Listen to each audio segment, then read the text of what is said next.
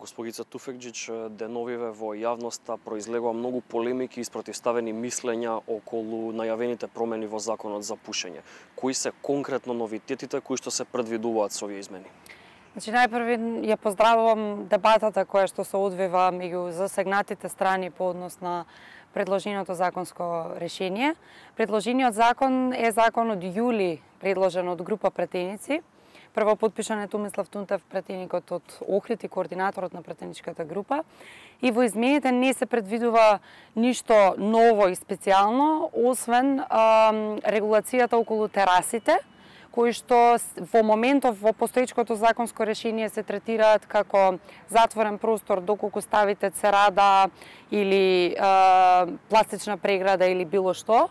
Во овој закон ние велиме пушењето е дозволено исклучиво надвор од објектот и без разлика дали ќе ставите пластична преграда или ќе ставите фолија. Без разлика на временските услови, бидејќи некои од угостителите, и тоа често се случува во цела Македонија, да ставаат надвор печурки за грејење на муштариите кои што се пушачи или да го заградуваат, да го затвараат просторот доколку врне. Од тие причини во законот сега тоа им се дозволува бидејќи претходно беа третирани како затворени објекти. Меѓутоа, нема да се избрзува околу законските измени, тие ќе имаат и јавна дебата на која што ќе се чујат сите засегнати страни.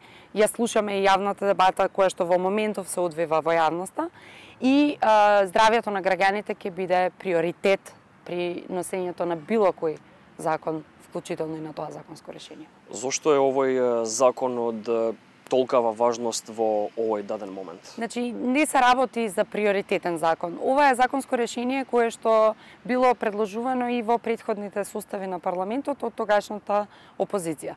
Значи, не се работи за приоритетен закон. Тој закон е предложен во пакет со неколку други закони, како на пример законот за укинување на жолтата трака, за урбаното зеленило и така натаму. Значи, предложени се повеќе законски решенија.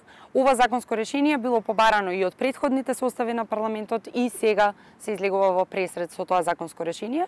Меѓутоа, како што реков, нема да се избрзува, напротив, преку јавна дебата, која што и во моментов и тече, и во координација со сите пратеници, бидејќи ова се работи за група пратеници, ќе се донесе најдоброто решение. Ке погрешиме ли во тој случај ако кажеме дека овој закон не е толку важен за да биде донесен во скратена постапка? Значи, законот е предложен во скратена постапка бидејќи веќе такво исто законско решение било предмет на расправа во претходен состав. И од тие причини сега е предложен во скратена постапка. При скратената постапка, ако забележите, ние сепак во Комисијата за здравство е предвидена јавна расправа по овој закон, бидејќи без разлика што е дебатиран претходно, потребно е да ги чуеме засегнатите страни. Значи, во скратената постапка практично се скратува само едното читање и точно во јавноста и оправдано има реакции околу скратената постапка, меѓутоа не се работи за побрзо носење на законот, бидејќи сепак ќе се предвидува и јавна расправа која што ќе биде, мислечени, на средината на наредниот месец и ова законско решение не значи дека има приоритет. При тоа предложени се повеќе законски решенија по скратена постапка со цел тие беа поприоритетни решенија во тој момент. Направени ли се некои анализи во поглед на последиците на овие промени, во смисла на анализи кои што се однесуваат на финансискиот и здравствениот момент? Значи, како што реков, здравјето на граѓаните е приоритет и на пратениците од парламентарното мнозинство, и од парламентарната опозиција, и на владата. Така што во тој момент ќе се земаат, затоа велам јавна расправа, не велам донесување на законот, бидејќи мора да ги земеме предвид интересите на сите засегнати страни, а здравието на сите да биде пред се. Кога велам интересите на засегнатите страни, мислам на пушачите, непушачите, угостителите, земјоделците и сите оние кои што имаат некакво влијание од ова предлог законско решение. Затоа е важно да ги чуеме сите, да видиме нови бројки, нови анализи кои што излегле после предложеното законско решение, да видиме дали се совпаѓаат со или не се совпаѓаат и како ќе влијаат врз здравјето на граѓаните и дали воопшто ваквиот закон ќе има влијание врз здравјето на граѓаните. Претпоставам дека сте запознаени со иницијативата за која што говореше премиерот Заев денове во смисла на регулација со одредени лиценци, дали тоа ќе важи за објектите кои што служат храна и слично.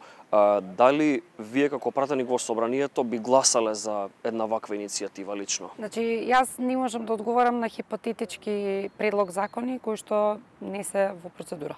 Можам да говорам за законот кој што е веќе во собраниска процедура и за тој закон по таа јавна расправа ќе се увидува дали воопшто ќе има потреба од било каква дополнителна измена на тој закон.